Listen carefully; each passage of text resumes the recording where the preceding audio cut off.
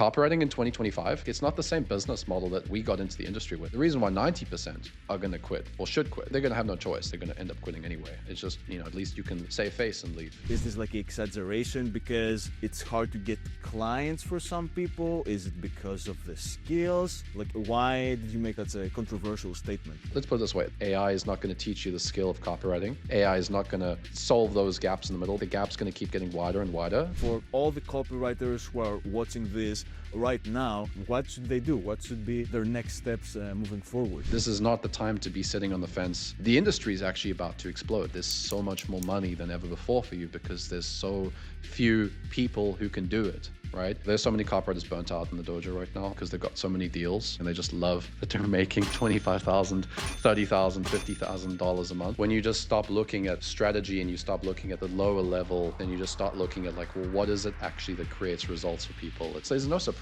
why people make so much money when they...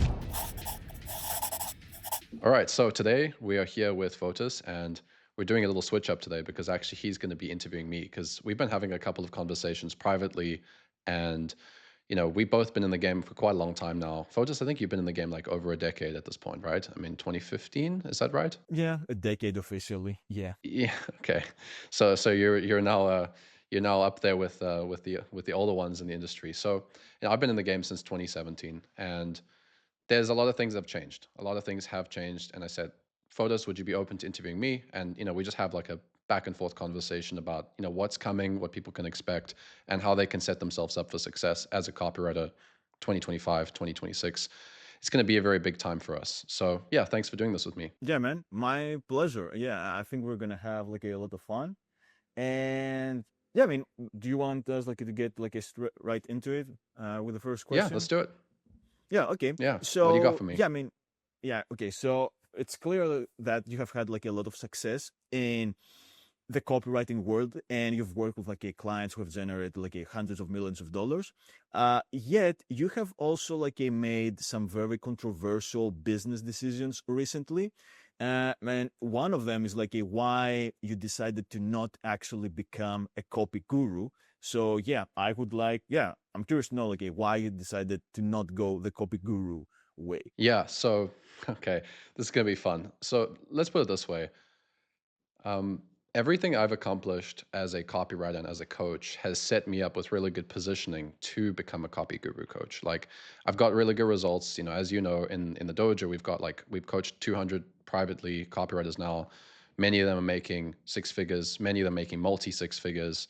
Even the copywriters that are not at six figures yet, they've like doubled their income, tripled their income. So we've got some really impressive results there. And also I've had the opportunity to coach, guest coach and work with other copywriters in more of a group setting I think it's like over 1,000 at this point. So there are a lot of things that I could have done to say, hey, let me leverage this experience. Let me leverage these results because, we have so many more testimonials than anybody I've seen. I'd be very interested to see somebody with the amount of success that we've created over the last 5 years as a coach. I don't see it anywhere. I think we have 3 to 5 times more success than many other coaches. So it's like, well, with all of that, why not just become like an info coach and just teach guys how to get into copywriting and teach people how to make money from our industry? And what makes it even more tempting, I guess you could say, is that I haven't just been a coach. I've actually been running a freelance business myself as a copywriter I think I ran it for 7 years. I mean, right now we're focusing a lot more on obviously coaching and my business is taking that time from me. And I'm now like a copywriter. I'm still a copywriter, but I'm like an offer owner now, right? I'm like running copy for myself and, doing this stuff on social media. So yeah, it was tempting. It's like, why not just go that way? You made tens of millions for clients indirectly through your copywriting clients. You've made hundreds of millions. You've helped all these people. Why not just do it? And the reality is, I did think about it. One or two of the first videos we posted on the channel were a little bit more broad. I was thinking maybe we should actually start going after more beginners, and some people may have even seen some of those videos. But the reality, Fotis, is that it's not really such a great place to be if you're a beginner these days. Like being a Yeah, copywriter definitely. is not so simple. It's like there's so many things that have changed, and you could make millions of dollars as a business opportunity coach. And I've worked with business opportunity coaches. Like that's the main types of clients I've scaled in my career as a copywriter, like the biggest clients, they were all biz op. So I know how to do it. It's just, what's the success rate? We have like a 99% satisfaction or client success rate within our coaching business. Like I think I can only think of two refunds on record in the entire time I've done the coaching. And one of them I initiated because the guy was, he just wasn't, it wasn't the right fit at that time. So like I got one person that wasn't happy with the coaching. We refunded with like thousands and thousands of transactions processed. So I take it very seriously. I take client success as a very important metric, more than a couple extra $1,000. Also for a selfish reason, right? Because like if you want to be in the game for a long time, I've seen a lot of these biz op guys, they come and go because they sell, and then eventually their reputation starts to take the hit because they get so many refunds, they get so many complaints. So everything starts to kind of drop off, and then it kind of damages them. And so what I thought was, well, it doesn't make sense to do it that way for my own like financial benefit as well. Like I'd rather stay in the space longer and build a better reputation.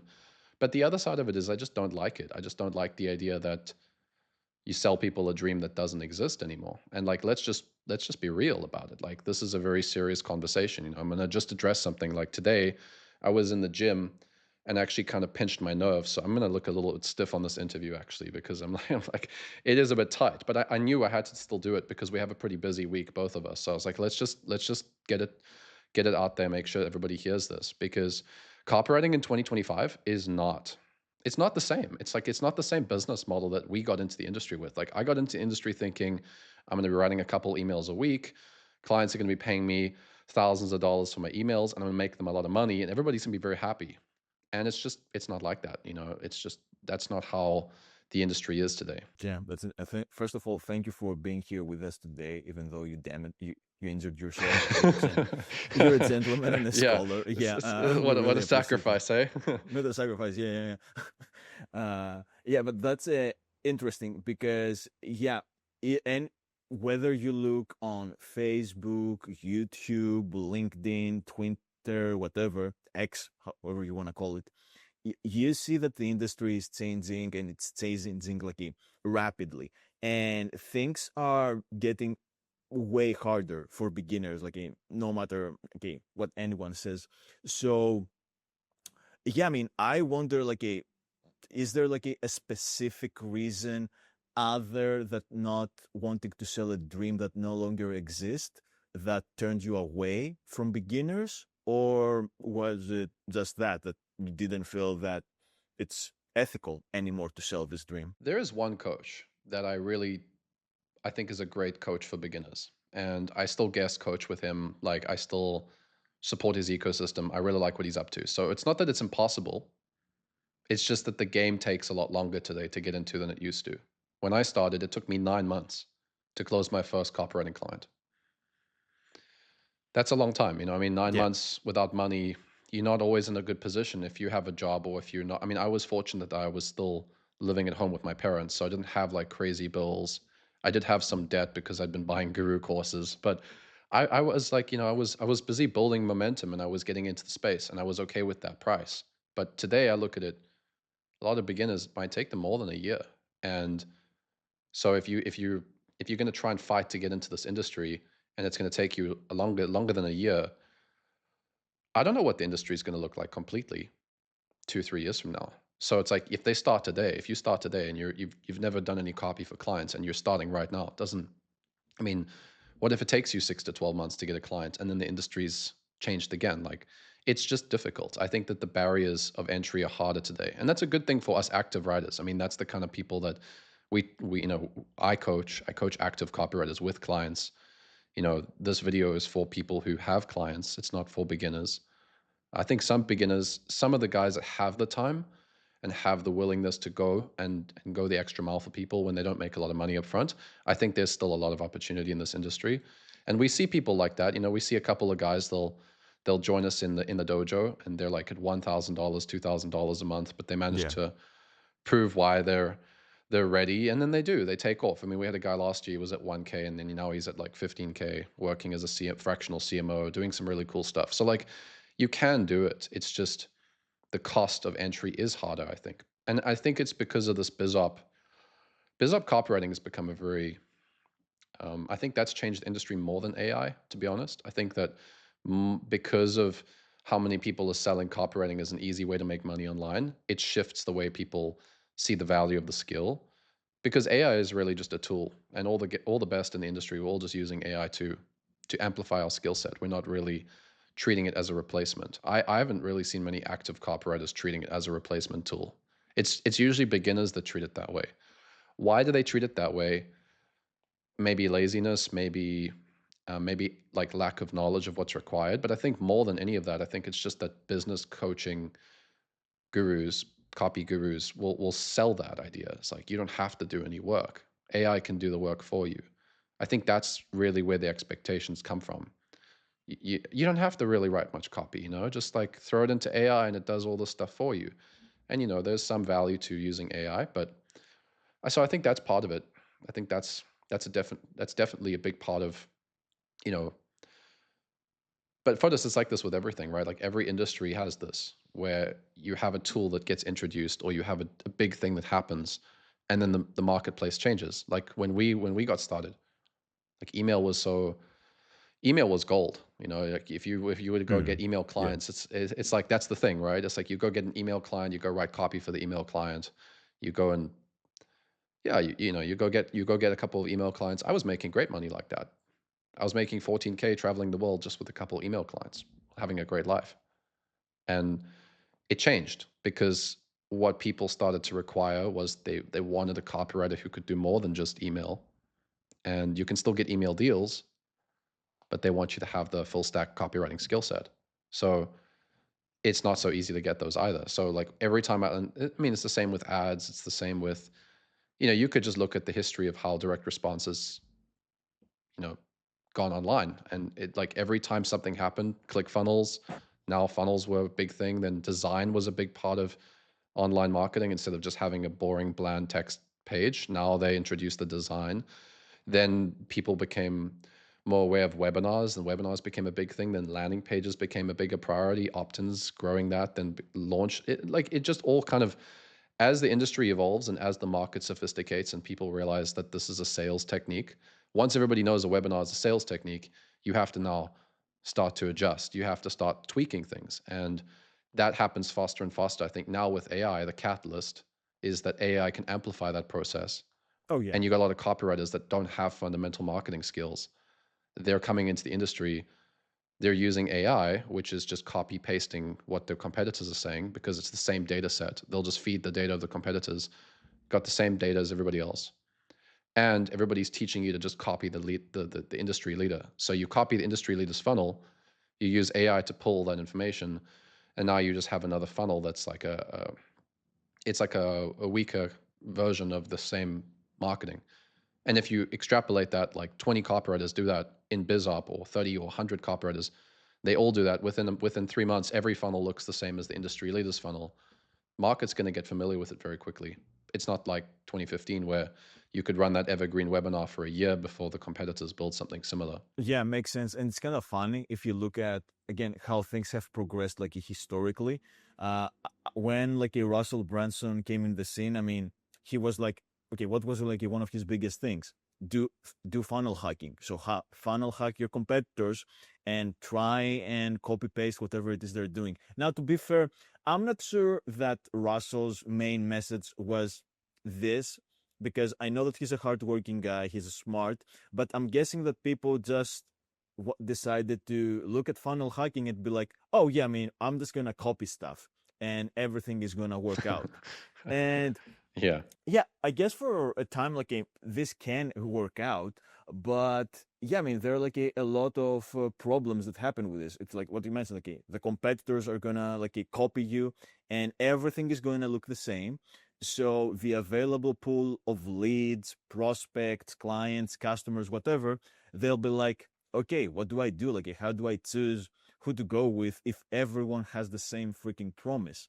And yeah, I think this is gonna be like also like a good opportunity for serious copywriters because it's like one of your favorite formulas, right? It's like a use your brain. Like they will have to use their Mm. brain to actually be like, okay, everyone is copying us here. So how do we actually stand out from the competition? And I think this is going to be like a huge for people who are not new in the industry. I'm guessing like a newbies are going to have like a hard time for this. But yeah, I think it's going to be a great opportunity for experienced writers to, yeah, really stand out from the competition and do the same thing for their clients too. You can just look at outreach as a perfect example of what you've just said. Everybody will copy the outreach and they say, oh, like kind of like funnel hack the outreach. It's like, okay, so this is the script that works right now. Everybody, let's just use this script. We're all going to use the same script. And what I see with outreach, just a cool little tactic for some people watching this, is right now very few people actually spend enough time talking about who they are in their outreach, because everybody always says like get to why you're messaging people. And so over the last 3 years, everybody's like going straight to like, here's why I'm messaging you. And it's all about the person that they're reaching out to. But so many people are now actually not even including anything about them. So when I'm getting outreach now, most of the outreach is like, oh, we can get 5 to 10 book calls on your calendar, or we can do short Oh form yeah. editing for you, or can write copy for you. Half of the outreach doesn't even include like even a 1 sentence bio about who this person is. I don't know who the hell you are. Like, why are you messaging me? So ironically, it's a zig versus zag thing. It's like, okay, everybody's now only promising a promise, promise, promise. What we do, and I'm suggesting to copywriters right now, it might not be the same in 6 months. Again, it's like it always changes, but right now I'm saying spend a bit more time talking about your results and use a bit of authority and credibility to validate why you're messaging them. Just give that a little bit to your message. It's getting good results. We're getting better results than to just go straight for this hard pitch where there's no context to the person. So use your brain, right? It's like you need, if you're an active writer and you want to make more money, you can't just look at what everybody else is doing. AI has changed this. This is what I think is the biggest thing that AI has really done to our industry, is that like I was saying, is everything that works stops working faster because it Yeah. gets saturated faster, Yeah. because everybody can do it faster. So in the past, it's like you have to send 100 outreach emails. You might have to manually write each one of them. Now, you're in a copywriting biz op program that teaches outreach. They'll teach you how to automate that. So now you have 100,000 cold emails blasted out from all those students, whereas 3 4 years ago, maybe only in the same time frame like 10,000. So the market gets aware of that so much quicker, and that's what you're competing against. You're competing against this rapid output. And the rapid output doesn't have to be good output either. Like the AI couldn't, it doesn't necessarily mean that the AI is even that good. It's just volume. It's noise that you have to deal with and you have to stand out from. Yeah, makes total sense. And another like a problem is that a lot of people also end up targeting the same people. And for example, you will see like a lot of programs, they'll be like, oh, go to a lead base like Apollo.io, which is like a very famous one, and scrape like a bunch of emails. And then the same programs will be like, what are the best niches? Ecom, coaching, bizop, whatever. So you will have like, I don't know, like a hundreds of people who bought like the program, 10,000s of other people who downloaded it illegally. They will go through like the Yeah. same resources, and yeah, I mean they will blast the same exact people like all the time, and it's like, yeah, I mean they're not. You don't even if you're like a good enough. This is, I think this is like the problem that a lot of people have to understand. Even if you're like a good enough, you will be. I mean, your outreach message, yeah, it will drown like in a sea of sameness, and people will just like ignore it, and this is gonna be like a big problem because just because you can, yeah, you can send like 1,000 emails a day. Yeah, guess what? Your competitors can do the same. And it's gonna be like a really hard for you to, yeah, I mean, to really stand out. And I guess like if this brings me like to another point that you have talked in the past, which is that this dream that has been sold to aspiring copywriters, even to working copywriters who have been just a few months, maybe a year in the game, it's that, oh, you can make 5K a month, just like you're writing like an email copy. You lived this lifestyle like very successfully, as you said. So yeah, I mean, and are you saying that this model is now dead, and yeah, people should forget about this? Oh yeah, it's totally dead. No, There's two sides to it. It is dead in the sense that I think it's very difficult to be offered that deal up front. I think you're looking at to get an email deal, you're looking at a position in the company where they literally post a job that's like, we're looking for an email marketer, and here's what we're willing to pay. And you got to go through 400 applicants, and you got to be one of them that stands out, and you got to go on the interview, and you got to put the camera up, and you got to set yourself up, and you got to present yourself like this. I did not need to do this. Like, I did not need the lighting. I didn't need this kind of mic. I was traveling the world, closing deals from wherever I wanted, really. And I think, you can probably still get away with that if you've got some good results behind your name. So I think that it's not dead in that sense, but what is dead is the I think the client getting model is somewhat dead. I think there is some it might come back again. This is again, marketing is a zigzag thing. It's like if everybody's doing this, Yeah, then yeah, the zag stops working until it becomes popular because nobody's doing it. So it's like this, we could be having this conversation now, and a year from now, people are starting to ask for email managers and email copywriters again. It's possible, because that's just how our industry cycles. But yeah, I was traveling the world, making really good money from just writing email copy. I did have other clients I was doing other copy for as well, so that might be a catch to that. But I think that's a very big um, I think that's what most copywriters in the last 5 years aspired to have, is to have 3 to 5 retainer clients on email that they can just punch, pump out emails every day and just get paid. Because I had that, and I liked it, yeah. It's pretty and good. I don't have Yeah, it right now. I don't have it right now, and it's like, did that happen because I stopped? I think that there was a level of this opportunity getting smaller. I didn't have as many deals. I got referrals, plenty of referrals, but they were mostly for full stack copywriting positions. And I'll tell you a story. So, one client I applied to work with, I got actually introduced to them. We were talking, and they said to me, Matt, we love what you've done with email, because I shared all that as my results, right? I'm like, I've done all this stuff with email. And they said, yeah, we really like it, but we're not really looking for an email copywriter. We've got an email copywriter. Which is, by the way, all the good clients, they've got somebody on email already, whether it's the copywriter or a marketing director. So they said, so we've got an email copywriter. We don't really need you to come in for that. We need you to come in and help us with ads and landing pages. Do you have any experience with that? And I was like, yeah, of course. Yeah, like, of course I can write ads and landing pages. So I got that deal because I had the other skills, not because of the email. And then 6 months later, their email guy got promoted into becoming a marketing director in a different company. And then the email became available. So then I was making money from email. So that's mm, why it's like, yeah, it is dead in some way, because you can get into the gig and you can get that email gig, but it might take you 6 months of being able to do all the other stuff for the business too. And many copywriters, they shy away from cold traffic. They don't want to learn how to write cold traffic copy. They're like, oh no, I'm just an email guy.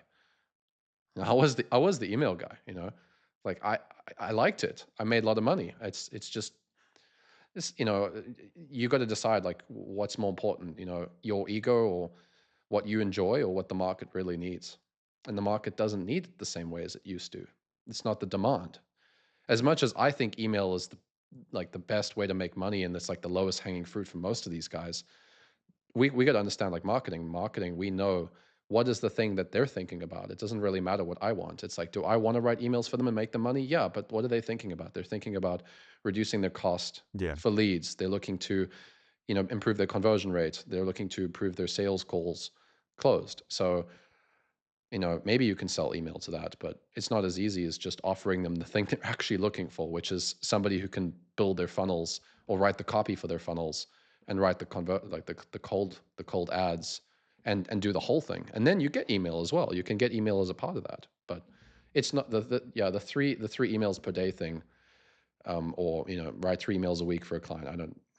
It's not a thing right now. yeah. Funnily enough, it's like a literally like a something that a lot of copywriters can do, but on the back end. So you try to get like your foot in the door with like a, I don't know, a gig, a project that is like a very top of mind for them right now. Maybe, I don't know, maybe they need ads, or maybe they need someone to create like a quiz funnel for them. And I mean, if you do a good job, and it all goes back to, okay, there are like a three basic principles on how to be great, like how to have like a great relationship with your copy clients, from like a Paris Lambropoulos, who's like a very famous copywriter. Number one, of course, you have to do like a good work. Number two, you have to be a pleasure to work with, so don't be like a douchebag. And number three, okay, try to deliver on time. So yeah, it's like those three things, and you can get like your foot in the door with like a very basic project.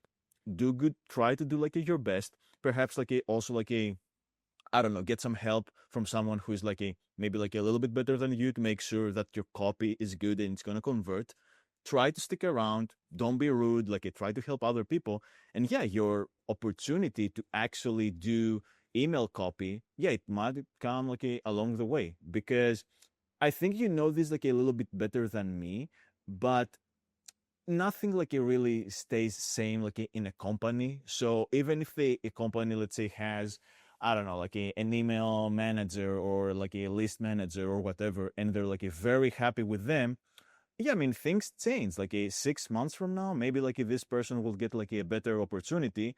And yeah, I mean, if you are around and you're chatting with the business owner, the CMO or whatever, maybe this opportunity will open up to you. So you kind of like have to be, you you have like I feel like a lot of people have to stop thinking like a so short term, which is like a, oh, I need to get a client this week, and try and ask yourself, okay, how can I put myself in a position that a lot of opportunities can come my way 3 months from now, or even like a 6 months from now. You know, it's it's frustrating to me because I think a lot of copywriters now, they're content writers, they're not really copywriters. And this is what makes it more difficult for them to do this long-term perspective. Because when you're limited in your skill, you can only see the limited opportunities available for that skill set. And we don't really need content in direct response. Like, there's plenty of content. There's more than enough content. There's more content than ever before.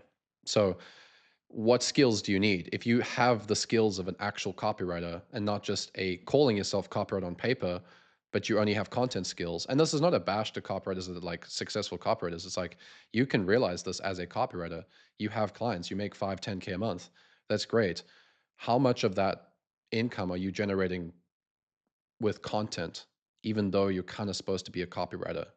Because it's very easy to tell. You know, you just ask somebody to write a cold traffic funnel and they get like nervous, or Yeah. fix this VSL for me that's on cold. If you can't write that stuff, I mean, are you really a copywriter by the definition of what copy is? I mean, we could look at that as like, what is a copywriter? A copywriter is someone who uses words to,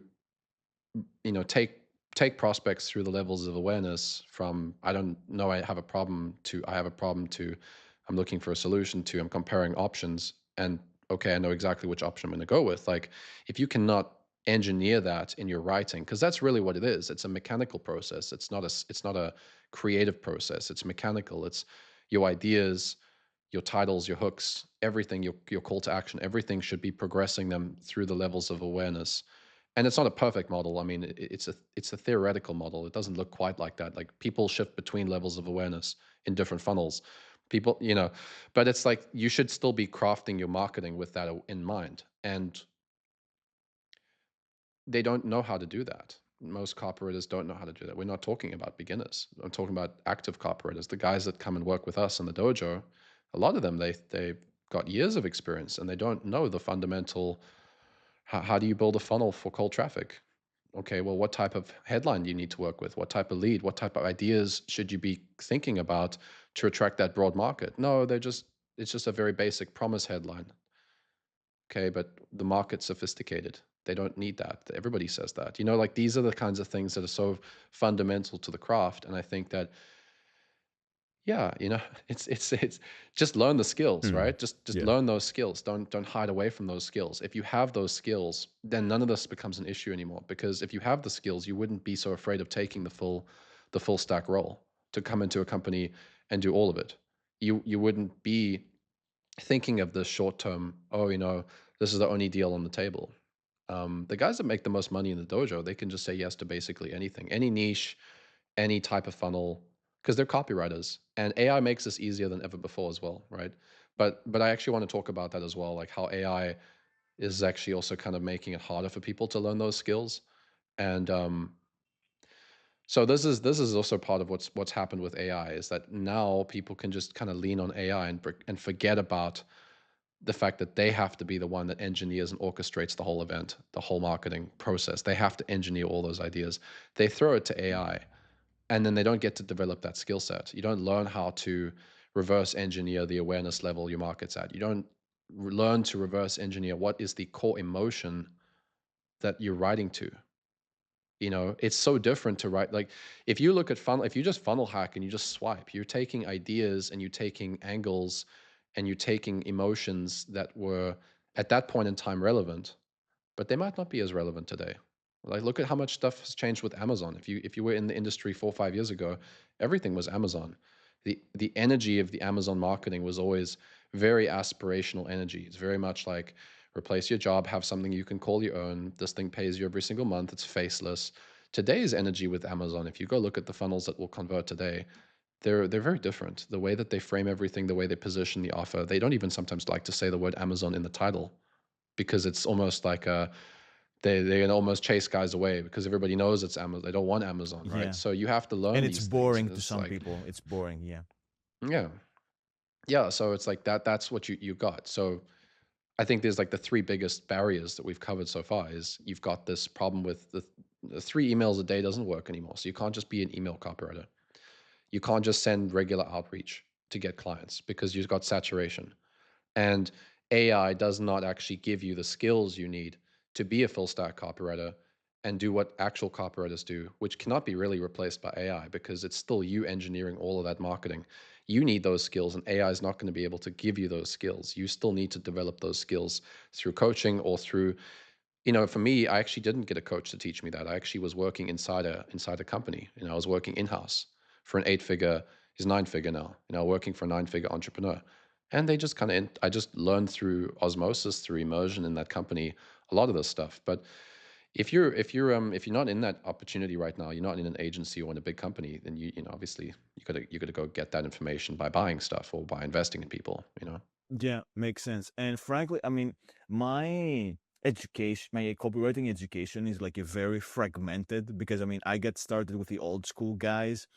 And I remember like reading about direct mail, and I'm in Greece, and I'm like, what the hell is direct mail? Like, I don't think I've ever received this thing Yeah. like in Greece. Yeah, it was like a very, it's like entering like a new world. But then I got like into emails, and was like very passionate about them. I mean, they really helped my writing and all. But after a while, yeah, I mean, you kind of see that business owners, just because like if the market is progressing, is sophisticating, yeah, I mean, they're looking like for new things, and you kind of like have to start by, yeah, you have to start stacking skills, if you will. And the good thing is that if you have clients right now, at least in my experience, I'll be curious to share like your thoughts since you've worked like with more clients. I believe that if you make a good case about, hey guys, I mean, here is something that I believe is missing in the company, in the business right now. I think that we can fix it like this way. I'll be happy to spearhead this project myself. I cannot like promise any certain results, but yeah, I mean, can we like move forward with it? I mean, I do it a lot with like my main client right now. And yeah, I mean, it's like a very refreshing because they are like a 8-figure a year, they have like a couple 8-figure a year brands. And yeah, I mean, those are like a serious businessmen. They know that you cannot like a really guarantee results. They know that nothing is gonna be perfect like a upfront with the first try. So yeah, it's a great like a training ground. And yeah, I mean, if anyone is like a thinking, oh, I don't have like a certain skills, yeah, just volunteer to do a project, and I think they will be surprised. Yeah, well, what are your thoughts on this? Do you find like your clients are willing to have someone work on a project even if they're like a world class experts? I don't think they have a choice anymore. Oh yeah, I that's a think good that point the too. quality of copy is that it's not, how many personal brands are avoiding copy as much as possible and creating a very, very lengthened sales cycle in order to dodge marketing, because the marketing is not that great. You'll have a 5-minute VSL straight to setter, straight to sales process. Like avoid as much copy as possible because they just don't have the kind of writers that can actually write the stuff that they need. So I think with the sophistication of the market now, like all these things we've just talked about, the fact that we've got all these guys applying to gigs that have no skills or experience, mass outreach, that's what business owners think the talent pool is. When business owners put an application online to try find a talented copywriter, even if they do get a good copywriter, you know, you listening, get a good copywriter, doesn't you might not have all those cold traffic skills and full stack skills that your competitors do. And then those skills are the skills that they actually need, right? So they need sophistication. They need to be able to make the funnels today need to be they are a little bit more complex because these markets are more sophisticated. They know it's like how do you if you can't say Amazon in your title in your headline, if you cannot say Amazon in your headline, your funnel cannot be the same length as the funnels back in the day that just said Amazon in the title. You have an entire Of extra course, yeah, step. You still have to yeah, introduce them. You have to to introduce the them idea. to Amazon, right? You still have to introduce them to that. How many copywriters are even thinking about the fact that you still have to do all those steps in the middle? And so it's like, okay, so market sophistication, they're more sophisticated. Clients are starting to now, and this is why it's like such a really important time to have this conversation. Is like clients are starting to realize that AI is just amplifying whatever the skill is of whoever's using it, and it's not actually solving the problem. It's just amplifying what exists already. Now they're kind of realizing, damn, like I can't just throw it all to AI because the funnel's not converting.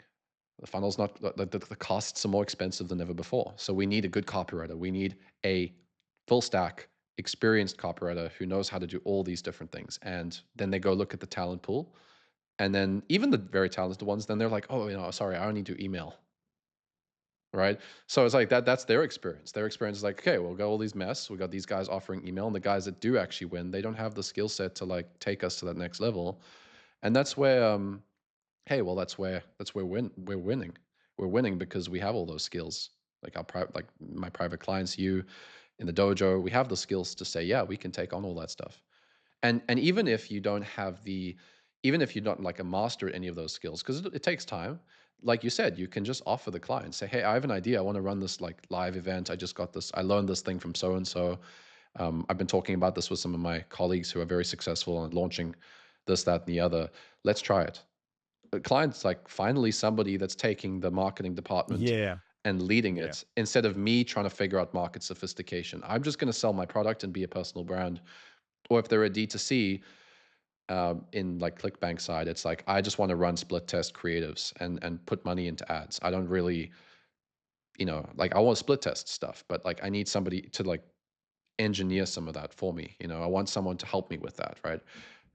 So yeah, I think that's really where it's at. Is like you got this. There's this massive increase in demand for good copy today, even though on the outside everybody's looking at this and thinking the industry's dead. I actually think it's the exact opposite. I think if you understand the barriers that we've just talked about, the things that stop you from breaking into the market, you also can see from the business owner's perspective, they're not getting the talent that they need, but the demand has increased for what they need to put out there. Because even this, like even the most simple tactic as just putting out more quality copy, that alone can create more results than the competitors. Like you don't always have to reinvent the mechanism. You ran a promotion last year, right? It was like you it was a Black Friday. Was it 2024 or 2023? But you ran a promotion and you just sent more emails Oh yeah. and it got more results just by sending more emails. Yeah, yeah, and it was very interesting because I mean, we were strategizing with the retention manager and for the last day of the event, and he was like, "Okay, we're gonna send two emails." And I know from my experience because I've worked with some, I've both done like a aggressive campaigns for my own products when I was like a fitness coach, and I've worked with some like a pretty aggressive email guys. Yeah, I mean, for a day on the last day is the minimum. So I told him, don't you want to do like a 4 because I think we're gonna make a lot more money? And he was like, let's do 3. And we generated like a fifth of $1 million like in 16 hours by from like these 3 emails. But when we looked at the data, the last email it generated like a $80,000.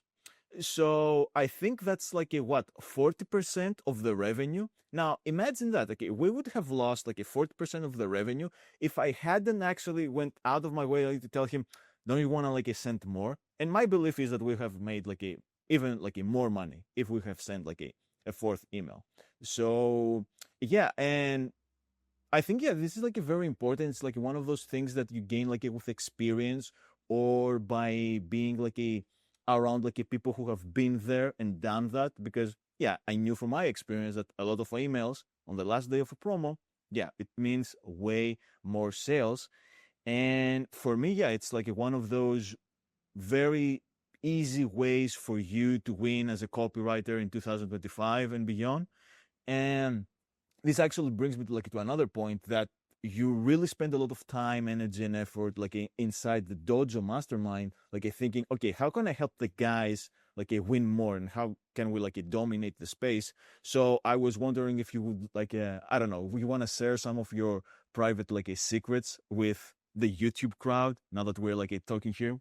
Might as well, right? So Yeah, of yeah, course. we'll just one thing before we even jump into that is like we're talking about more copy. More copy is needed. You just generate more copy, you make more money. I was talking to Jason Fladlien about this, and the interview's coming out soon.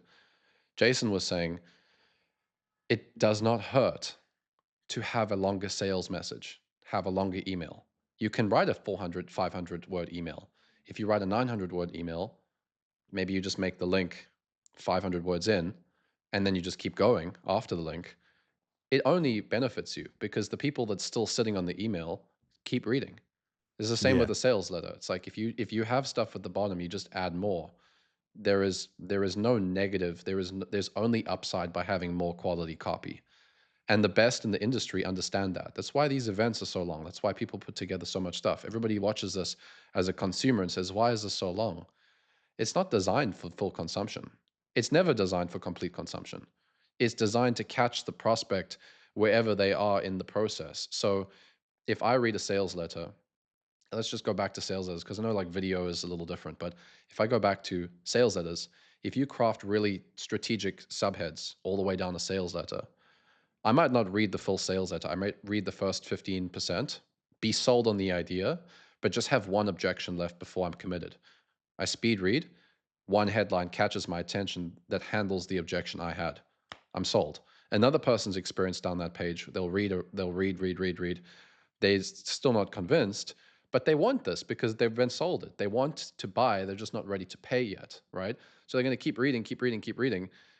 And then as they keep reading, then all those objections are resolved and then they buy. So most successful direct response trained business owners, and even if the business owner doesn't know, the marketing director should know if it's at like 8 figures or 9 figures, they know they need more copy.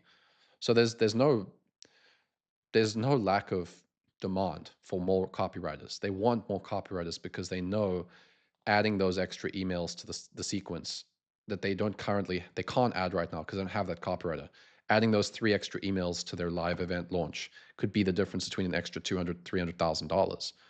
So it's like they want that copywriter. And that's where we come into it. So, to get to what you were saying with the dojo, I tell them, I say, listen, your positioning is very important. You've got to position yourself differently to other copywriters. You've got to use your brain about that. There's obviously systems behind it, but I think that's really it. It's positioning. It's understanding that more copy, quality copy, does improve the result. Understanding the full. It's a skill thing. It is a skill thing. You can't learn the skill overnight. You need to develop the skill. But yeah, actually, the one thing I think that is very different about what we've done, and I've begun to realize this over the last 2 years more than I did before. I'm very systems. I'm very systems. Like I think in systems. I recorded a video on the channel 6 months ago about systems. Everything I do, I break down into systems. And when I say systems, I don't mean um, like it's not strategy rebranded. Like a system is different to a strategy because a strategy is the overall approach. Let's say it's cold email. It's like we're going to get clients with cold email. That's the strategy. Or we're going to get clients from cold LinkedIn. That's the strategy. But the system is different because the system is okay, there are 10 steps that you need to go through step by step to get that client on LinkedIn. The first step is to set up your profile correctly. And then there's some sub steps within that, like title SEO friendly professional photo, and then the next one might be correctly profiling and prospecting for the people that you want to approach in the first place. The third step might be to create some content on LinkedIn to build out, something to show that you have a presence. The fourth step might be to increase your connections. And you got to go through all those steps. If you skip a step, you will not get the ultimate result, because there's something missing. I mean, there's some guys that have sent thousands of cold emails, and their profile photo just looks like they're not even part of our industry. It looks like it doesn't even look like doesn't even look like a photo you'd want to, like, you don't even want your boss to see that if you're in a job interview. That's how Yeah. bad it is. It's not even something Mhm. for this industry. It's outside of this industry, it still looks terrible. Then they send 1,000 emails. I don't understand why I'm not getting hired. It's like, bro, your photo, you're in the dark. Your phone is like below you. Your phone is like, you're taking, like, you could do the entire process perfectly, and you skip step one, which is to actually get a decent profile photo. Yeah. It doesn't work. So I think systems is really how we've differentiated our approach to getting clients and also to writing copy. Is everything we do, we have spent years developing. I've spent lots of time on. I mean, I can't obviously be doing everything because I had certain strategies that worked best for me as a copywriter. So I doubled down and I refined those strategies and broke them into systems that work. And then other copywriters in the dojo, like one of the copywriters in the dojo, he's a master at at job applications. He's like master job applications. So he knows step by step every single part of creating the perfect CV. And by the way, this is a secret. Copywriters in the dojo, we actually have different CVs. So we actually change the CV to match the person that's looking for the application. Other copywriters, they'll just build a CV, one CV, and just send it to everybody. But you want to look at that the headline in your CV as a headline. It's like, would you send that same, would you send all traffic to that same headline, or would you send different traffic depending on what they're looking for to different pages, right? So it's the same thing. That business looking for a health copywriter, don't start your CV that says I'm an expert at I'm a SaaS. Yeah, whatever. D2C. Yeah. Yeah. Yeah, like it's not going to be as relevant, and obviously you still have to back it, but there's these steps involved, and I think that's where everything fits together perfectly, because when you have systems, step by step, everything is laid out. Then you can use your skills that you already have, and you can also leverage AI without missing anything in the process. Because what happens with AI, if you don't have a system, you use AI, you delegate the system to AI, you don't know which piece of that process was missing, right? Like if I were to try and create some piece of copy with AI and I don't follow my own systems to write that copy and I get AI to go do it for me, I mean, AI may have missed a lot of competitor research.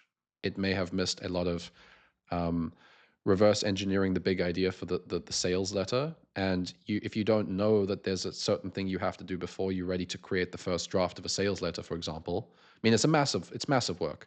It's like 2-3 weeks worth of work before you even write the first sentence. If you're going full blown direct response sales letter, you have to do a lot of research. You miss out on so much stuff. It's the same with client Of getting. It's the course. same with writing the copy. So yeah, long story short, systems make this process so much easier because you're not missing any of the steps. You can use your skills and you can use AI, and there's no gap. So you will have the best shot at the result. Now, you're not always going to get it, but that's where consistency comes in. It's implementing a system consistently. You have the best shot at winning. And that's what we do. That's why we always win it. That's why I could literally post literally every single day.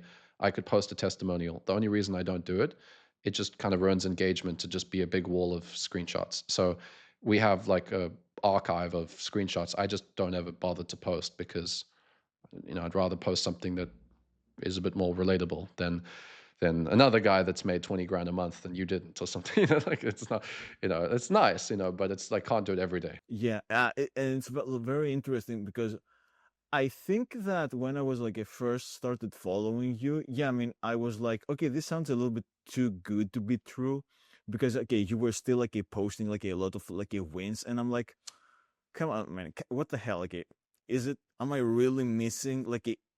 Am I really missing like a something here? Like, do they have like a what? I don't know, like a job board? Like a, is he getting like a ton of inbounds, and is he like sending them like to the people there? But no, I mean, I joined the dojo, and it was like a, yeah, I mean, everything you're saying is like exactly what I saw like in the dojo. Lots of systems, that you have to follow.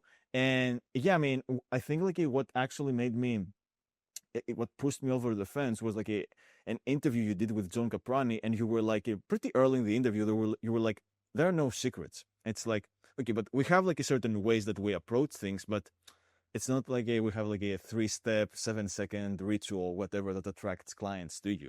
It's like everything is like a Yeah. very systematized.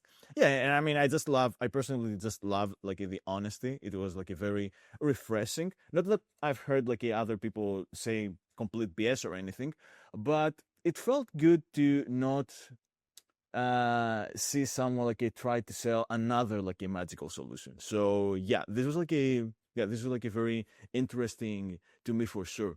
And yeah, I mean, I'm guessing like since we're talking about we kind of like talked about like getting clients, uh one of one an important thing to keep being a copywriter is to actually like land clients.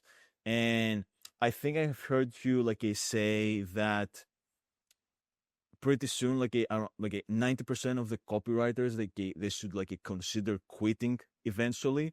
So yeah, I mean, I Yeah. was just wondering, is this like exaggeration because it's hard to get clients for some people? Is it because of the skills? like a Why did you make like such a controversial statement? I think it's just the nature of winning, you know. I mean, how many people win a competition? 100 people compete, one person wins.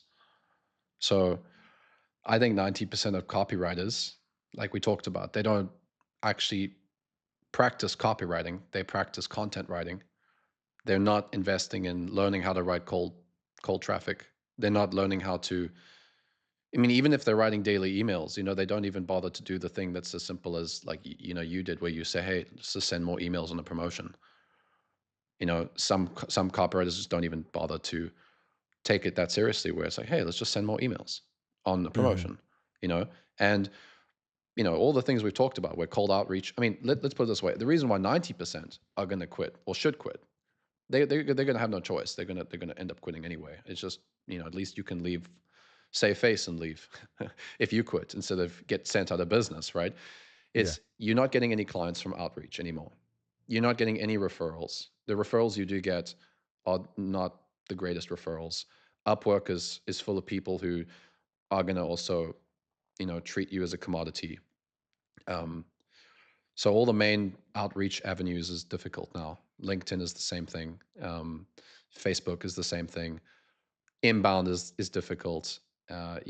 So it's like, where do you get the gig? And then when you don't get the gig, then there's this expectation with the big clients that you have to have a full stack skill set. So there's like this gap. It's like everybody in this side, they all have they have skills, but then they can't get the clients. And then the gap in the middle is these skills you don't have. And on this side, it's these businesses that require a full stack experienced copywriter who is able to reliably generate good copy, not just rely on their skills and creativity. It's, can you reliably create? They can't afford to not do it these days. It's too expensive to acquire leads. You can mess up. Mm. You can mess up a long time ago. I don't think you can mess up the same way anymore. It's expensive. It's very expensive. And and on that side, it's like that's where we've been pushing. We've been pushing in the dojo to, like, get all these skills so that you're on the right side of this. You're on the right side of where the business owners that actually value copywriting and actually want more copy than ever, you have that inside you. You have those skills to say yes and then deliver. And there's this gap. And I think the gap's going to keep getting wider and wider because AI is not going to teach you the skill of copywriting. AI is not going to solve those gaps in the middle. This gap's going to get wider and wider. It's just like it's like the middle class thing. There's that nice concept where the middle classes doesn't exist anymore. You only have the rich and you have the poor, and it's kind of like copywriting. It's kind of funny. It's like I wasn't thinking of that as the analogy, but the more you think about it, it's similar. It's you got all these guys at the bottom of the food chain, copy prompters, just sitting there prompting AI all day, Yeah. just trying to generate Using some using content. ChatGPT for copy, like it's who uses ChatGPT for copy like in nowadays? It's like, come on, noob alert. Yeah. Yeah, yeah, yeah.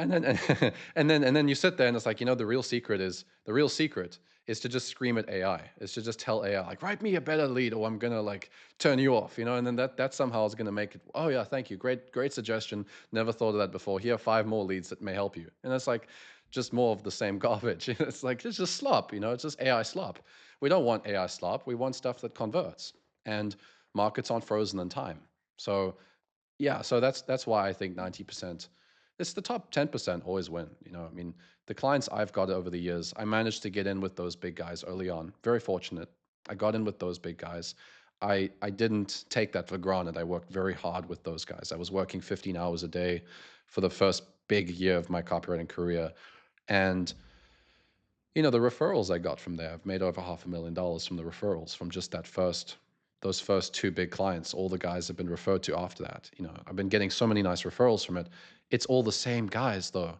It's like the guy that will refer me over here, I join his team, and then the marketing director is the same guy as the other team. And then the guy who builds the funnels is the same dude. And then the guy who writes the ads is, then you join another team, and then the media buyer is the same guy, or they both get consulting from the same marketer, or it's very incestuous. Let's just use Yeah, that it word. is. Yeah, it is. Yeah. They're all like together, So if you break in, whether it's health, whether it's biz op, whether it's more B2B coaching, B2C, B2C SaaS is sort of becoming a thing people are calling it now as well, which is like the B2C for biz op. All these different spaces, once you break in, you're good. But if you break in and you don't have the skills, then they're not going to work with you long term. Like I had that with one of my first clients. I was busy writing this sales letter for him. He asked me to write him, and I'm like, yeah, okay, I got this. And so I'm sitting there late at night, stressed because it's deadline. I got to hit the deadlines. You can't miss a deadline with an 8-figure business. It's very, very stressful. So I'm sitting there trying to write this thing. This was before AI. I'm looking at my Google Drive. I got nothing in there. I got some old J. Abraham headlines that kind of like, it could be useful in some context, but definitely not for what I was writing about. I had some swipe from the previous events, not so useful because the whole idea was, it was just a mess. And I'm like sitting there trying to figure out how to how to get this thing done within the next 48 hours. So I just didn't sleep. I'm like, all right, well, I'm not going to sleep. So I'm going to get Red Bull. I'm going to have cereal, which is so healthy. I have cereal. I'm going to have Red Bull. I'm going to sit at the kitchen table. I'm just going to write copy for 48 hours. I was so tired. And then I managed to make the deadline. And then the the client, not even the copy chief, not even the marketing director, like straight from the top, looked at the copy, and he's like, Matthew, I think you should just write the emails for this Ouch. event. Yeah. Yeah. Yeah, I think you should just write the emails. You're really good. And then he like, maybe he was trying to be nice to me later, but he's like, I think you're really good at email. You should go all in on email. So I became the email guy for a while. So there's the full story circle. I was like, I got I got chased out of full stack because they weren't impressed with the work. The whole team saw it too. It was public. They're all like, oh, I guess he's not so. I guess maybe he's just an email guy. So then I was the email guy for a while. And then I just realized, well, the market is shrinking. To get that up front, to get that deal easily, it's harder to get. I'm just going to get full stack. And then I did get full stack, and I didn't have any more problems. But the full stack, I became full stack by systems. This is the same thing because I didn't have the instructions. It's like they gave me books on how to write sales letters. But I think this is something that actually does upset me about this industry is because of how many people are selling courses on marketing, how many gurus and coaches, and there's lots of good ones too. It's just there is no very clean, easy to follow step-by-step process to do most of marketing. It's like, Of course. do you follow this guy's strategy? Do you follow this guy's strategy? Do you follow this and that? And if you're trying to figure out your skill set and you're trying to make money and you're also under pressure, it's not like you can go and test 5 different ways to write a sales letter from 5 different guys. You got to have a system. You got to say, all right, like today, I know exactly what I do for that sales letter. I do everything differently. I would have spent the first 2 days literally just building the big idea because I already knew the offer. And I didn't build the big idea with that sales letter. I literally just sat there and wrote the whole thing and then tried to reverse engineer the big idea. Yeah. And that's like it's such a rookie mistake. But I mean, even in that company with those people, I still wasn't actually like taught how to do that. And so, that's been my personal like mission is to kind of create those systems for myself to get better at to not have those gaps in my skills, to make sure I predictably generate results. And then I started sharing them with my coaching clients, right? Back in 2020, I started to coach, and 2021 we started the dojo. And at the beginning, it wasn't even client getting systems. At first, it was just copywriting systems that were working for me to make money with email. with sales copy, with ads, and then just kept building systems. And yeah, just keep building systems and keep refining them. And now we have so much data. We have hundreds of copywriters using systems. And whenever there's a gap in the system, they'll send me a message because they'll say, hey, I sent, let's go back to client systems. I sent 10 outreach, or I applied to 10 gigs. I got 3 interviews. I didn't close anybody. Let me hear those recordings. Like, is there a Yeah. step in the interview that you're missing? Are you talking too much? What is missing? And then you just keep filling the gaps. And over time, there's no gaps. And it's no secret. There's no surprise why people make so much money when they follow systems. The guys that are not in the dojo are doing the exact same thing. The guys at the top copywriters, the top marketers, they're making money the same way. They're not in the dojo. They've got their own systems. They've got their own private systems. Business owners have Hmm. systems to scale, 8 figures, 9 figures, 10 figures. They've got an ops manager. They've literally got a C-suite director that is responsible for systems for the whole business. They like pay somebody full time 6 figures just to build their freaking systems. Like, I don't, so yeah, I can get quite passionate about this. Yeah, yeah, no, I mean, Yeah. I was like so like a very impressed, not impressed, but when I heard you say, when you started like talking about systems, and I think you dropped the line where successful businesses have systems. Why don't copywriters have systems? I was like, oh shit, that's very good, because I'm horrible at making systems. I'm a full blown like a creative guy. I don't know, like I kind of like a I'm a little bit of a snob when it comes to trying to systematize or create like an SOP about like the creative process. Although I'm very good like these days, and I can like follow it like from beginning to end because I've done it so many times. I'm sure that I wasted a lot of time and energy, especially like in the first years, because every time it was like, okay, I'm gonna work with a new client. Should I? Okay, let's hop on an interview and ask him like a few questions. But it was always like a little bit hazy to me. And even though I ended up delivering like a good results for all my clients, it took me like so much time and energy that I'm sure that yeah, there would have been like a way for me to do things like a more efficiently. And I guess like if this brings me like to an interesting question. If you were starting today as a copywriter, what would you do both in terms of acquiring the skills and perhaps like also getting some clients? you know, there's a few things there. There's quite a bit there.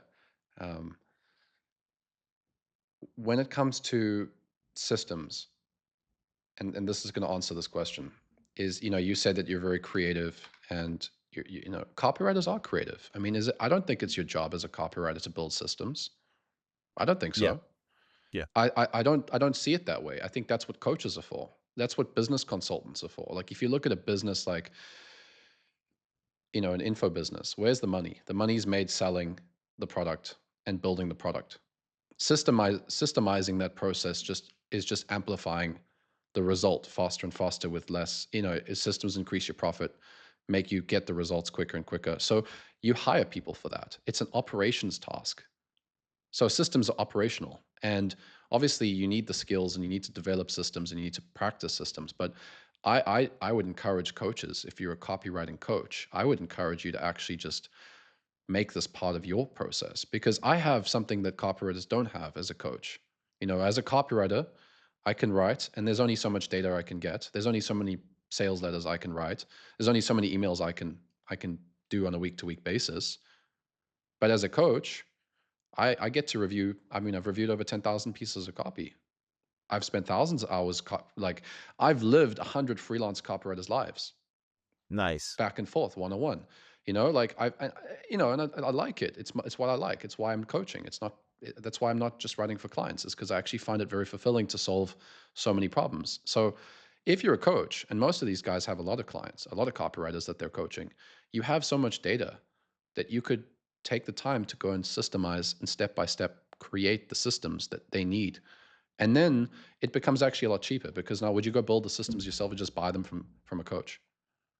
Like, I would just, when I'm building my business, when I hire, when I This is what I talk with one friend. He makes $1 million a month. He's doing really well now. He's really doing well for himself. And yeah, he's a really good dude as well, which makes it nice because some guys make $1 million a month and they're actually not pleasant to talk to, and he's actually quite fun to talk to. And I asked him, I said, what kind of people do you hire at this level? That like, how do you hire today? Like, how does somebody get into your company? He doesn't really want consultants. He doesn't really want masterminds or coaching programs. He just wants done for you. Just Yeah. wants done for you because he just buys it. Just buy the solution. So if you're a copywriter and you see yourself as a business, you just buy the solution. Buy the solution and get back to what you're good at. So if you're a creative and you're not a systems guy, because not everybody is. Some guys are systems guys. That's cool. If you're not a systems guy, because most copywriters are very talented at like creativity and writing words, you're not naturally systems thinker. Just make some more money and then buy buy your way through that, right? like that's what I would do. So like it's kind of self-serving to say it, I know, because I'm a coach. So when I say that to people, it's like, just buy coaching to save yourself the time. I'm aware that people can say, oh well, you're saying that as a coach, and it's like, yeah, but the data's in. It's not really about the fact that I'm saying you should do it because it benefits me. It's that everybody that I've worked with that buys coaching, almost everyone we've worked with in the dojo, I'm not the first person that they've invested money with. I'm not the Yeah, first for coach that sure. they've worked with. There's a pattern. There's a pattern. Is that copywriters are successful, businesses that are successful buy solutions. That's what you use money for. You buy the solutions. And then, so if I'm starting today, I probably have five to $10,000. I'd work in a job or use credits, and I just buy my way into two or three places where I think the results are impressive, you know? And then I would just, try stuff, trial and error, push hard, get a lot of feedback very, very quickly. And then only then maybe I would start looking backwards, because that's the only time you can build systems is after the fact, because you can't build it before. It's just, then you're just guessing, right? And I think that's why people Of don't have course. systems, is because they're writing a sales letter for the first time. There's no point building a system, bro. You've never written one. So I'd write this, I'd do the work, and I'd look back and say, okay, I closed that client from a referral. Let me go and reverse engineer. What did I say? What did I do that was in my control that made that referral happen? I'll list out the three to five things. I asked my network. I was active on social. I maintained relationships with people in the team. Okay, so those are three steps I can do every single time I'm trying to get referrals. How can I make that?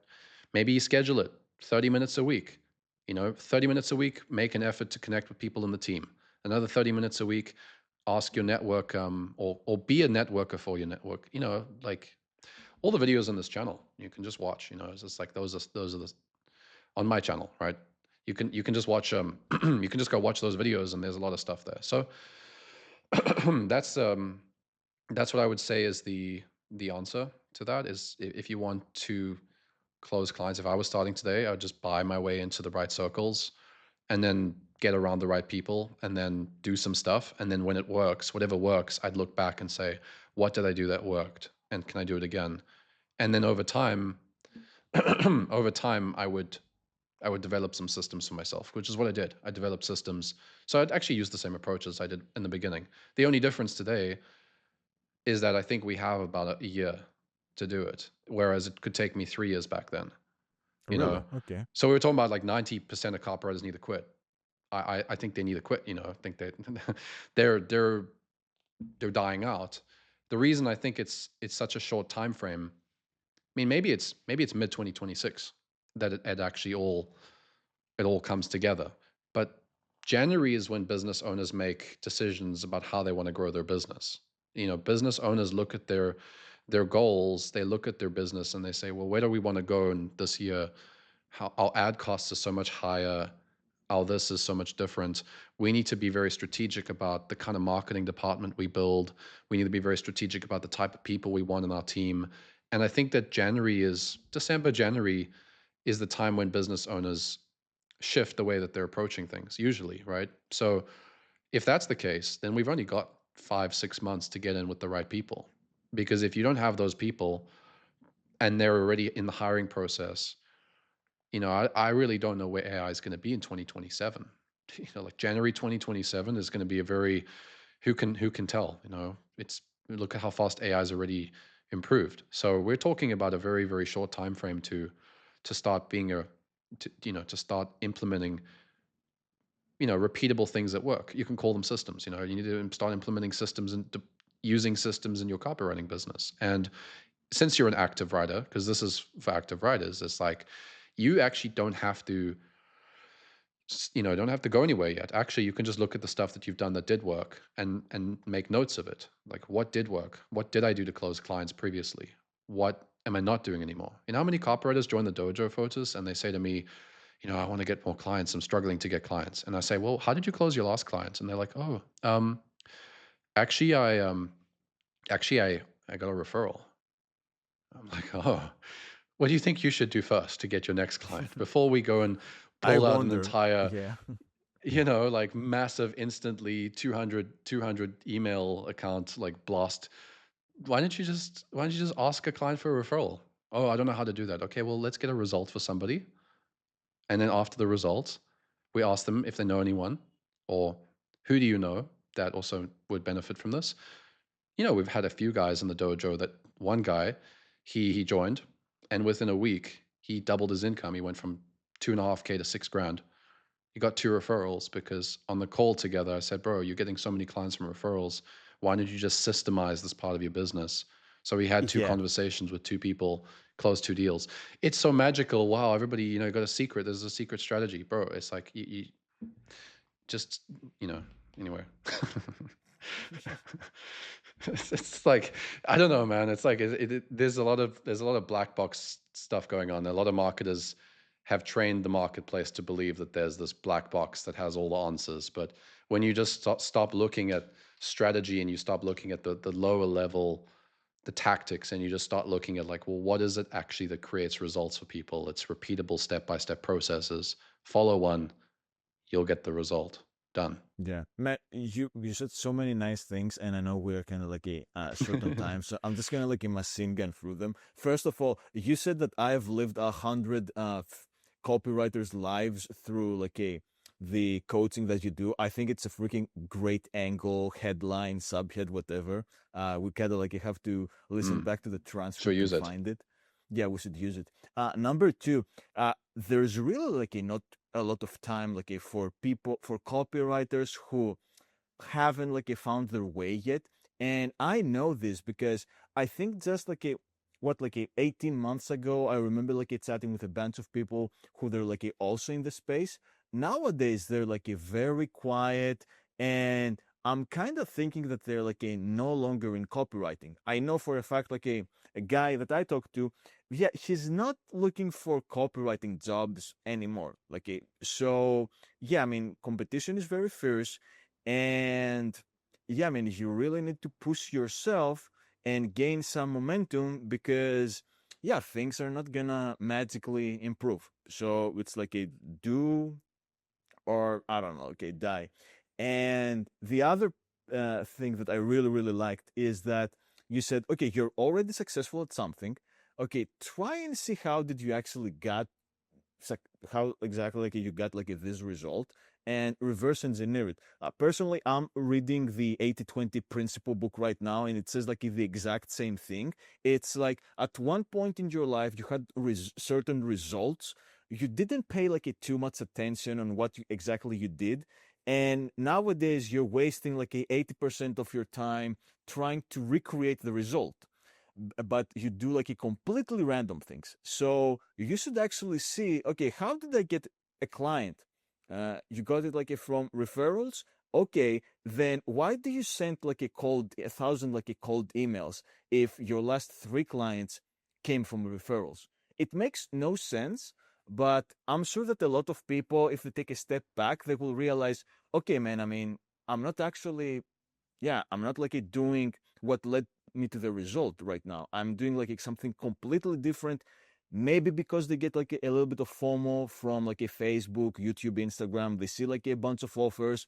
They see like a people crushing it, like doing using like a different methods, and the grass is always like a greener on the other side. So they kind of like ignore something that worked for them. And this is like a really bad because for whatever reason, I personally believe that there are like a certain forces in play, if you will, that make you effective in certain things and they make you a complete disaster in other things.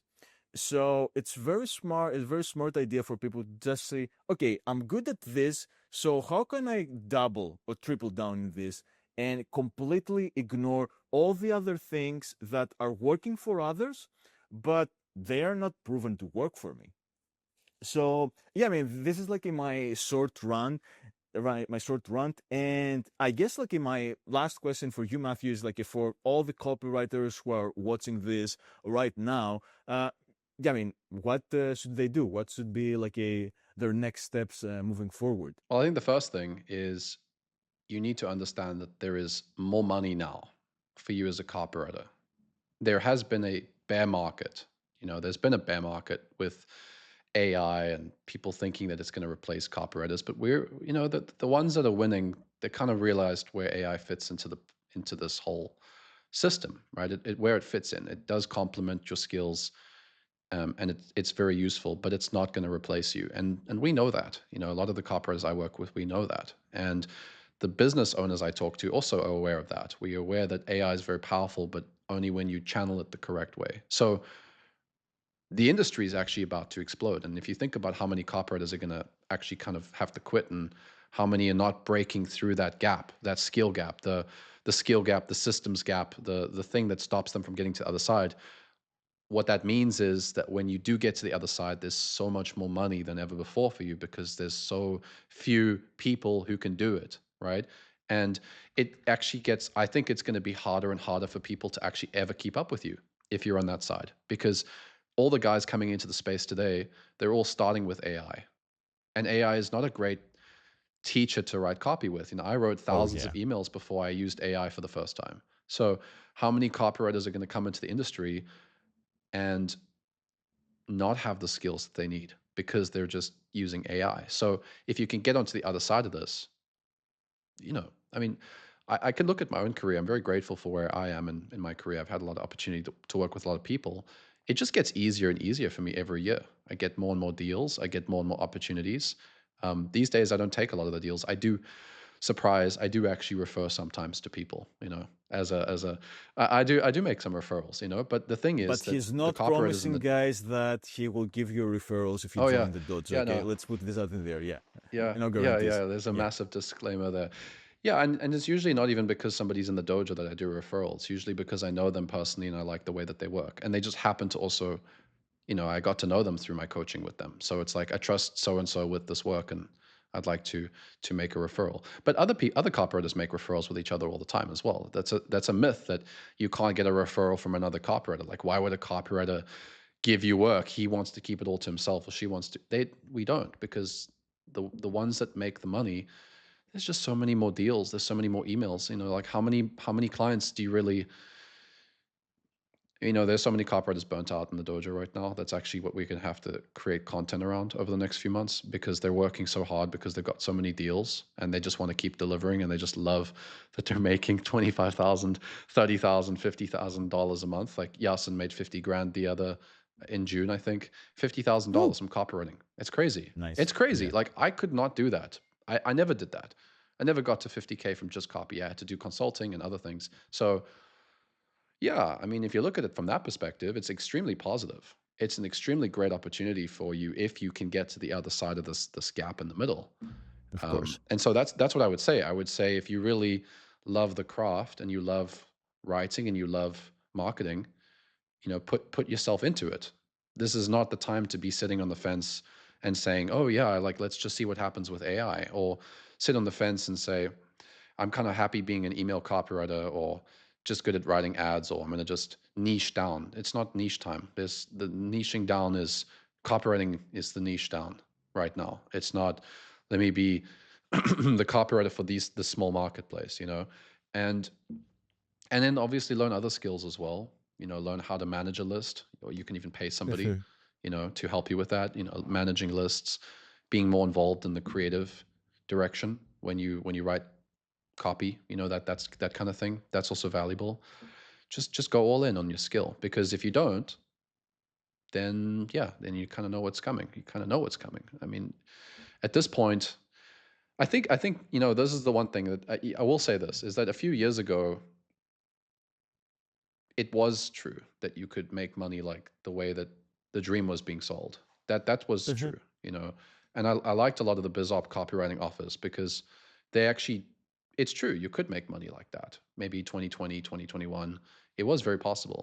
So when you entered the industry, if you entered 5 years ago or 4 years ago, that was good, but it's not true anymore. So if you hold on to something that no longer exists, then you're just going to constantly find yourself disappointed by the fact that you're not making the money that you should be making from this career. So yeah, that's what I'd say, Fotis. It's like we've got a lot of people right now that are stressed about this industry, wondering where they should be, wondering what's going on. AI is a great tool; it's not a replacement.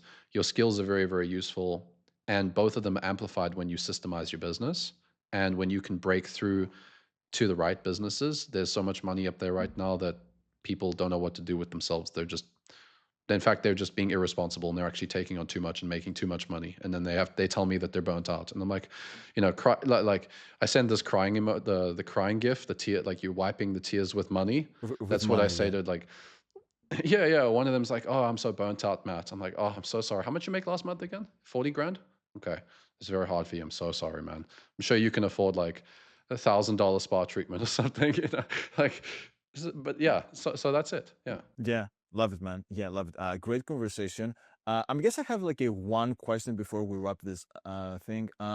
Do you think that I should have asked you something, but I didn't? I usually have ideas for what I want to share as well. So I think that we covered, yeah, we covered the stuff that was on my mind. Um, I would love to tell people one more thing about my story.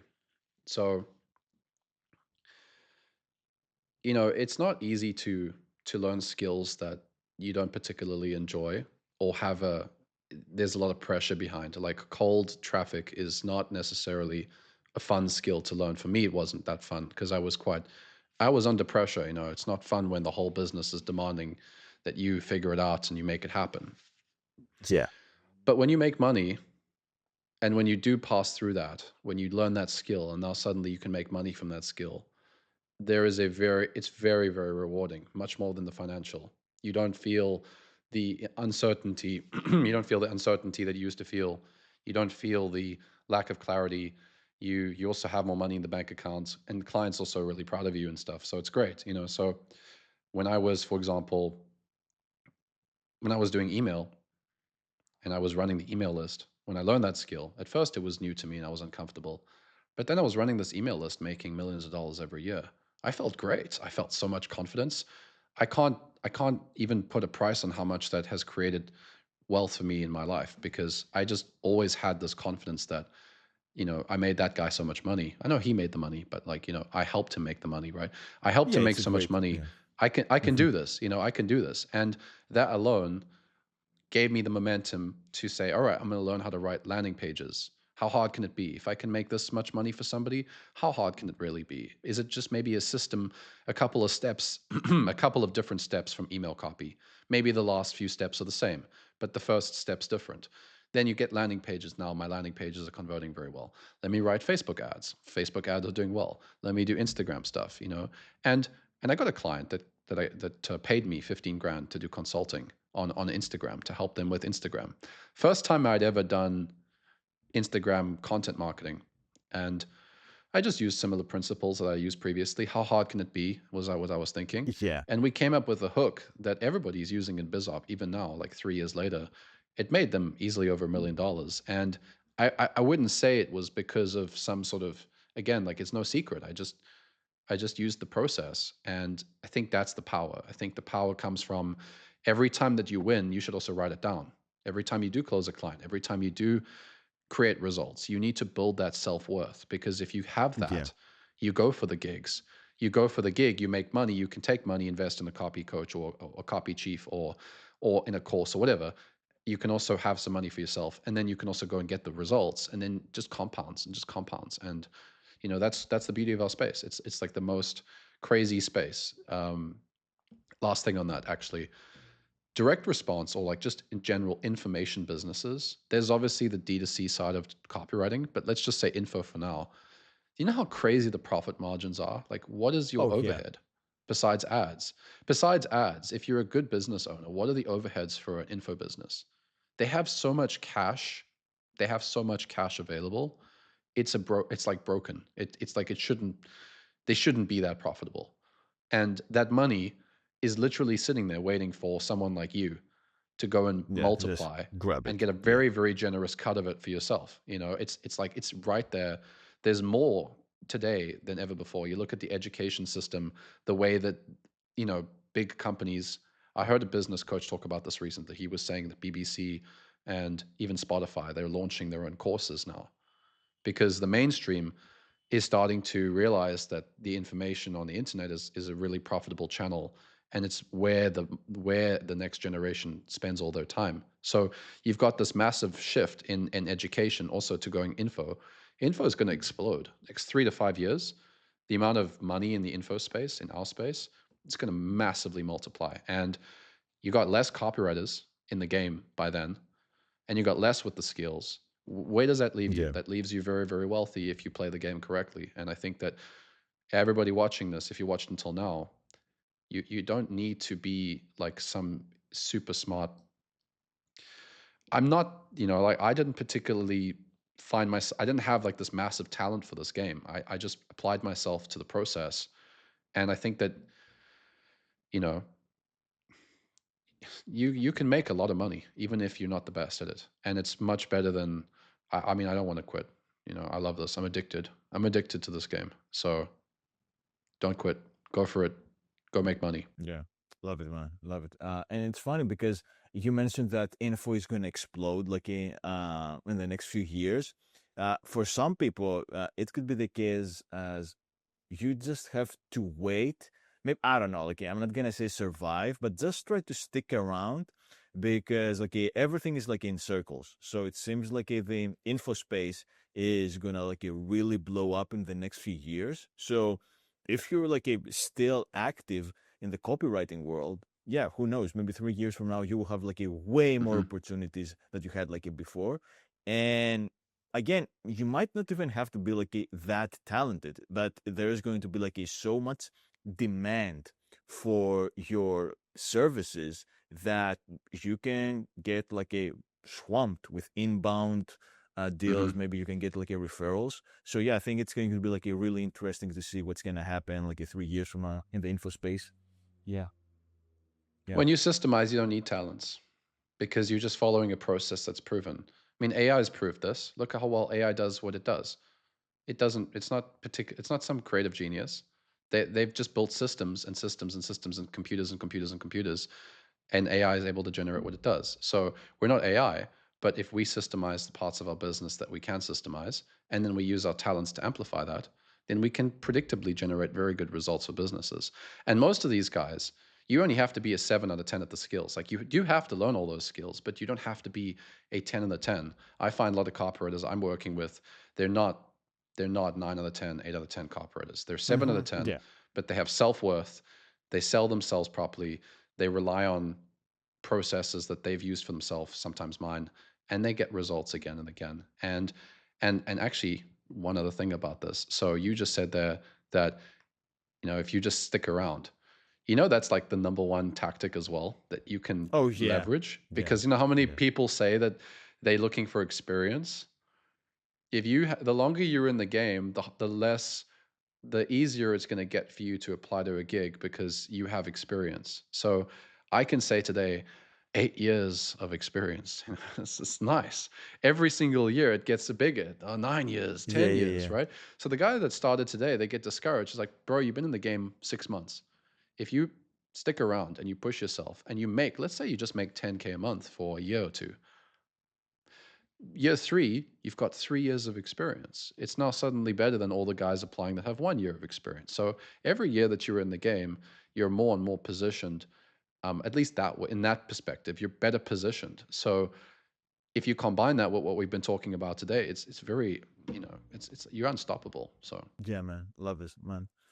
Dude, great conversation. So yeah, I'm guessing like if people already don't know who you are, for the one or two people who don't know who you are and where they can find you, where can they go to learn more about you and what you do? So I have an email list where I talk about stuff like this, and I unpack stuff, and we'll put a link in the comments, but it's list.copywriting.org. list.copywriting.org. So you go there, you can join the list, just fill in a little bit of information so I know who you are, and then you get to see my emails. And you can also look at the YouTube channel. I've got a YouTube channel, and on there I've linked all my socials as well. I'm active on social, I'm active on YouTube, but the secrets are on the email list. Nice. All the secrets that I said I don't have, I do actually have some secrets. Now I feel bad because I haven't signed up to the email list yet. I have to do this like today. Oh, you haven't? Yeah, I haven't. Yeah, Yeah, you got to do it hopefully, today. hopefully I don't get kicked out from the dojo. But yeah, man, it was a blast. Thanks a lot for sharing like all your knowledge with us. And yeah, man, we will stay in touch. So thanks a lot. Thanks so much for this. Appreciate it. Take care, man. Okay, bye.